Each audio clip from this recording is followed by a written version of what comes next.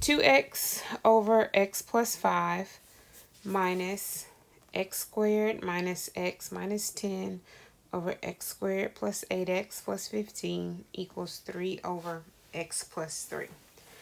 And I already see that I'm going to be very tight on space, so I'm going to combine it and put everything with the first step. So if you don't follow, actually no I'm not, because I don't want any confusion, so let me just work it out.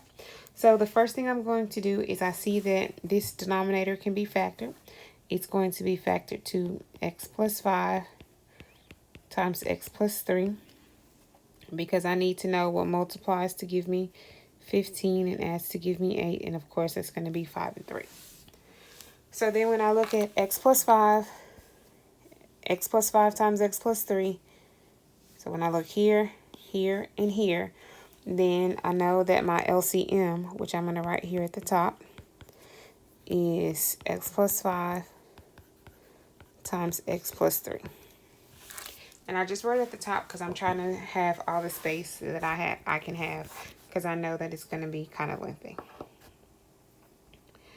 Okay, so what I'm going to do now is I'm going to rewrite what I have. So 2x over x plus 5.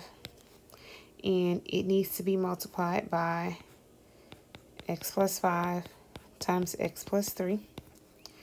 And then that's going to be minus x squared minus x minus 10 over x plus 5, x plus 3, and then times x plus 5, x plus 3, and then that equals 3 over x plus 3, and that has to be multiplied by x plus 5 times x plus 3. So now let's see what things we can cancel. Here's the x plus 5 and x plus 5. That becomes 1.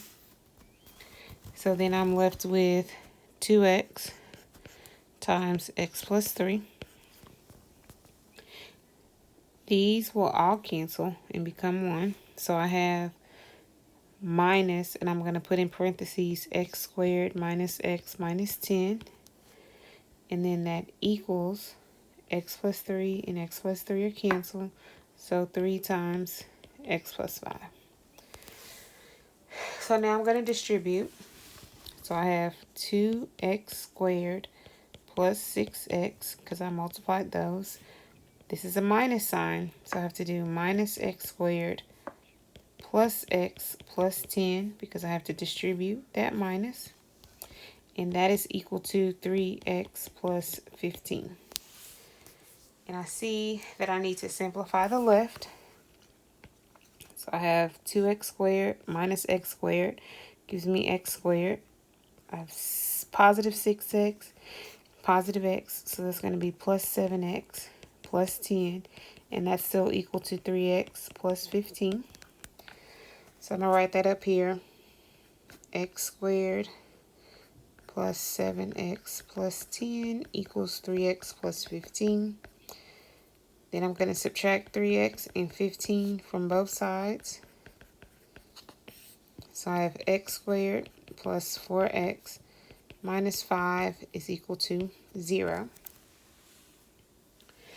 And then this can be factored. I need to know what multiplies to give me negative 5 and has to give me 4. So 5 is 5 and 1. The 5 is negative. Nope, it's not. The 1 needs to be negative so I can have a positive 4. So that means it's going to factor to x plus 5, x minus 1, that equals 0. So then x plus 5 equals 0, x minus 1 equals 0. So x is negative 5 and x is 1. Are any of these an excluded value? That's what we need to check next. We'll take a look right here.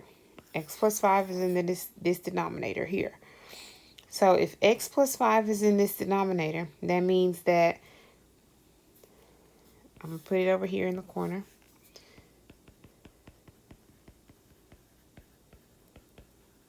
That means that x plus 5 can't be 0.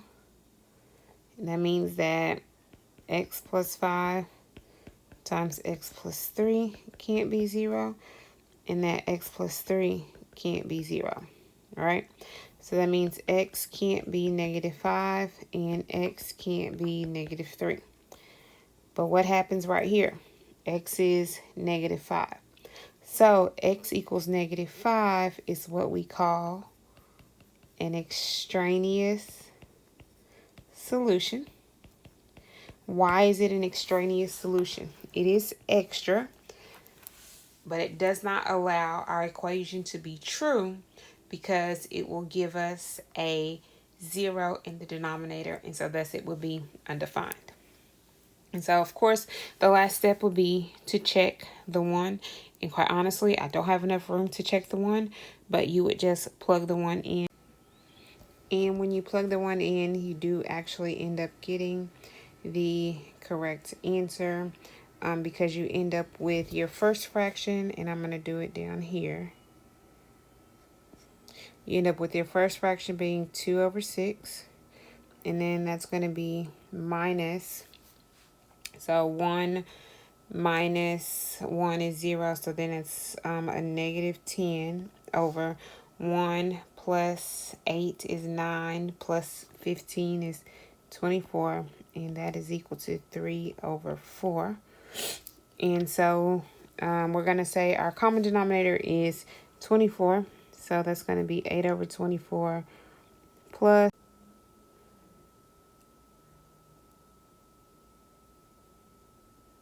10 over 24, which we hope is 3 over 24. And so that's going to be 18 over 24, which are both divisible by 6. 6 goes into 18 3 times, and 6 goes into 24 4 times. So we're good. So this time we had an extraneous solution because x is equal to -5 was one of our excluded values, so it could not be a solution. So let's go ahead and move to our very last example.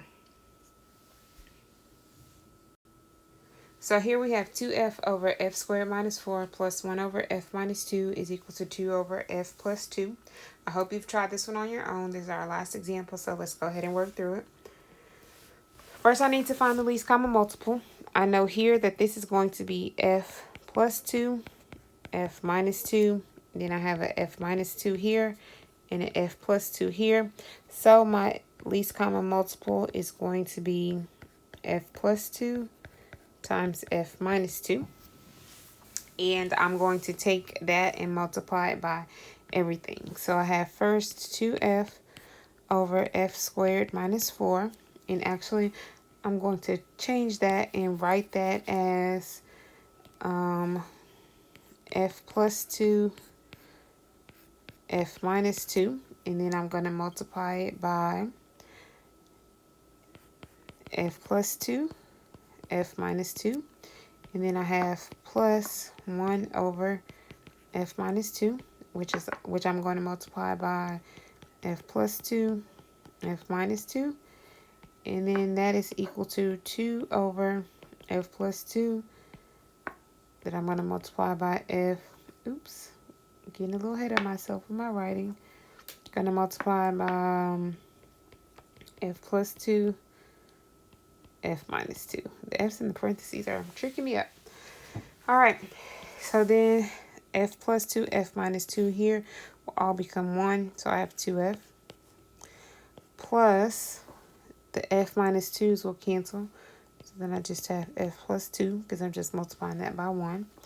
And here the f plus 2's will cancel. And I have that's equal to 2 times, these parentheses and f's are tricking me up. 2 times f minus 2. So I have 2f plus f plus 2. Let's simplify that. 2f plus f is 3f plus 2 is equal to 2f minus 4 because I had to distribute. I'm going to subtract 2f from both sides. So f plus 2 is equal to -4 because those will cancel. Subtract 2 from both sides, so f is -6. And of course, we need to check. So we have 2 times negative 6 over negative 6 squared minus 4 plus 1 over negative 6 minus 2, and that's equal to 2 over negative 6 plus 2. So 2 times negative 6 is negative 12, and then that's 36, because negative 6 squared is 36 minus 4, plus 1 over negative 8 is equal to 2 over negative 4. So 36 minus 4 is 32. And so let's just go ahead and write everything with the denominator of 32. So that means our first one isn't going to change, plus 8 times 4 is 32. So we're going to say 32 on the bottom. We're going to multiply the 4, make that a negative 4, because we need to do something with this negative. And hopefully that's equal to 32 here. And then that we need negative 4 times 8 will give us 32. So 2 times 8 is 16, and we need it to be negative. Negative 12 minus 4 is negative 16. So that works out. And that is all that you have. Make sure you upload these notes to Google Classroom and then work on your Pearson assignment. And all of this is going to be due Friday by midnight. If you have any questions, feel free to post them in Google Classroom. You can comment on the video. You can send an email to myself or Mr. Talton. Or you are welcome to join us in our live tutorial at 2 o'clock. And that link will post on Google Classroom shortly after this one. So, hope you guys enjoy. Talk to you soon. Bye.